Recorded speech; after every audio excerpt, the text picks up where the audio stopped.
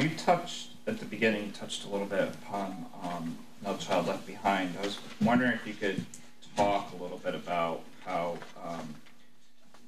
the mandates of No Child Left Behind and IDEA, Individuals with Disabilities Act, impacts class size.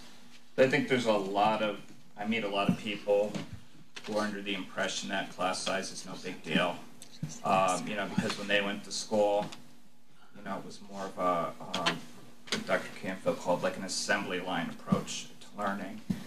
And, you know, like you alluded to, it's a whole different ballgame with this, with all these laws. I was wondering if you can just touch on that a little more. Well, let me take, for instance, I have a 4th grade class that has 25 children.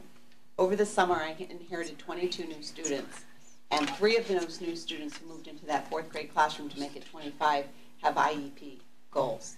So they alone are in a group of 3 with 2 others in a classroom. Some of the programs that we have to scaffold them and to support them, like the LLI, which is a leveled literacy initiative from Pontus and Pinnell, Lesley University, exquisite program that is fundamentally making changes for our children, requires that you only have 3 to a group, 3 or 4.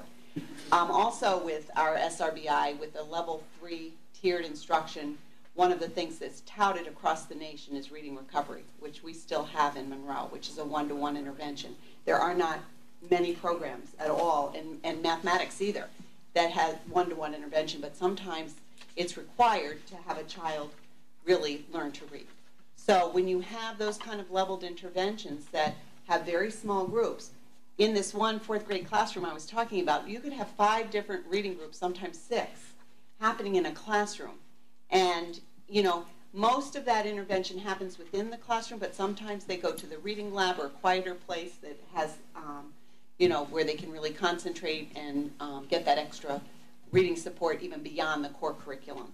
So that really 25 is one of the maximum size classes that I can ever imagine, and that's in the 4th grade level.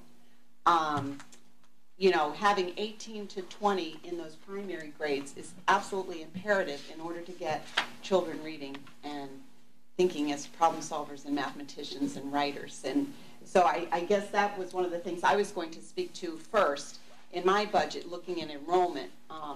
It's imperative, and I think that slide really showed, the other one that Dr. Palmer had submitted, that number 1, maintaining class size, even though we have some slight enrollment reductions in a couple of the buildings, is really what we think is the heart of good education. And I think Debbie started us out that way. I will reiterate it. I know Becky Kosciuszko feels the same way.